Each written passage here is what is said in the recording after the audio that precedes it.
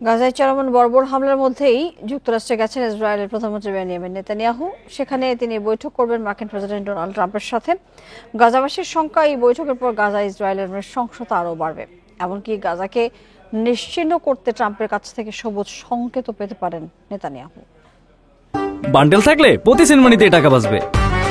বিকাশ send money bundle কিনে জিতুন প্রতি লেনদেনে। গাজায় 2 মাসের যুদ্ধবিরতির পর গত 18 মার্চ আবারও বর্বর হামলা শুরু করেছে ইসরায়েলি বাহিনী।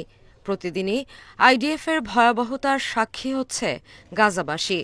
সম্প্রতি এই হামলার তীব্রতা বাড়িয়েছে আইডিএফ। চলমান এই হামলার মধ্যেই রোববার রাতে যুক্তরাষ্ট্রের ওয়াশিংটন ডিসিতে পৌঁছেছেন ইসরায়েলি প্রধানমন্ত্রী বেনিয়ামিন নেতানিয়াহু। এ সফরে তিনি বৈঠক করবেন মার্কিন প্রেসিডেন্ট ডোনাল্ড ট্রাম্প এবং মধ্যপ্রাচ্য বিষয়ক রাষ্ট্রদূত স্টিভ উইটকফের সাথে। বৈঠকের মূল বিষয় হবে গাজায় চলমান যুদ্ধ, হামাসের বিরুদ্ধে ইসরায়েলি বাহিনীর আক্রমণ, যুদ্ধের অবসান এবং বন্দীদের মুক্তি।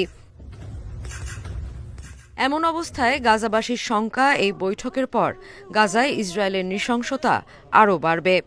এমনকি গাজাকে নিশ্চিহ্ন করতে ট্রাম্পের কাছ থেকে সবুজ সংকেতও পাবেন নেতানিয়াহু।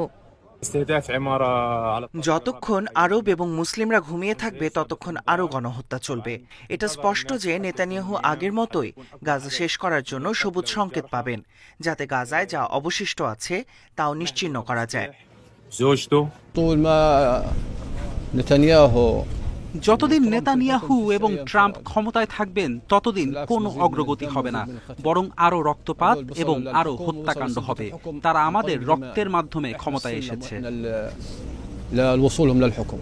সংশ্লিষ্টরা বলছেন আইডিএফের চলমান অভিযান ট্রাম্পের পরিকল্পনার সাথে সঙ্গতিপূর্ণ। ফেব্রুয়ারিতে ট্রাম্প গাজাবাসীকে প্রতিবেশী দেশগুলোতে স্থানান্তরিত করে গাজাকে মার্কিন নিয়ন্ত্রণাধীন একটি সমুদ্রতীরের বিনোদন কেন্দ্রে পরিণত করার ইচ্ছা প্রকাশ করেছিলেন। এমনকি যুক্তরাষ্ট্র গাজার নিয়ন্ত্রণ নিলে উপত্যকাটির ভবিষ্যৎ কেমন হবে তা নিয়ে এআই নির্মিত ভিডিও প্রকাশ করেন ট্রাম্প, যে ভিডিওতে গাজার সমুদ্র তীরে ট্রাম্প নেতানিয়াহুর অবকাশ যাপনের চিত্র দেখা যায়। ইসরায়েলও সে সময় জানায় স্বেচ্ছায় চলে যেতে ইচ্ছুক ফিলিস্তিনিদের উৎসাহিত করবে তারা। কিন্তু আরব দেশগুলো এর বিরোধিতা করার পরই গাজায় হামলা জোরদার করে ইসরায়েল।